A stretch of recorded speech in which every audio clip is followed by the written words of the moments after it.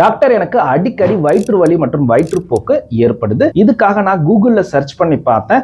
அதுல இது கேன்சரா கூட இருக்கலாம் அப்படின்னு சொல்லியிருந்தாங்க. அது மட்டும் இல்லாம CEA அப்படின்ற ரத்த பரிசோதனையை செஞ்சு பார்க்கணும்னு சொன்னாங்க. நான் உடனே செஞ்சு பார்த்தேன். அதுல நார்மலை விட எனக்கு 1 பாயிண்ட் அதிகமாக இருக்கு டாக்டர். இந்த ரிப்போர்ட்டை பார்த்ததுல இருந்து எனக்கு தூக்கமே வரல ஒரு வாரமா. இது கேன்சரா இல்லையான்னு சொல்லுங்கன்னு சமீபத்தில் ஒரு நண்பர் ஆன்லைன் கன்சல்டேஷன்ல கேட்டிருந்தாருங்க. ஃபர்ஸ்ட் CEA அப்படின்றதனுடைய விரிவாக்கம் கார்சினோ எம்பிரியானிக் ஆன்டிஜன் அப்படின்னு சொல்லுவாங்க.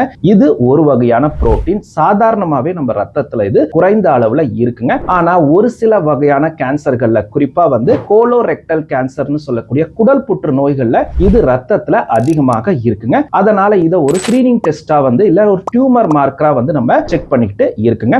ஆனா இது அதிக அளவு இருந்தா அது கேன்சர் தான் அப்படின்னு 100% நம்ம உறுதியா சொல்ல முடியாதுங்க. ஏன் அப்படின்னா இது தைராய்டு பற்றாக்குறை அப்படின்னு சொல்லக்கூடிய ஹைப்போதைராய்டிசம், IBDன்னு சொல்லக்கூடிய குடல் சம்பந்தப்பட்ட பிரச்சனைகள், அது மட்டும் இல்லாம கல்லீரல் பாதிப்புகள் இருந்தாலும் கூட இது ரத்தத்துல அதிகமாக இருக்கும். சோ இதே பேஷண்ட்டுக்கு அவங்க மத்த ரத்த ரிப்போர்ட்ல எடுத்து பார்க்கறப்ப அவங்களுக்கு தைராய்டு பற்றாக்குறை ரொம்பவே அதிகமாக இருந்துச்சுங்க.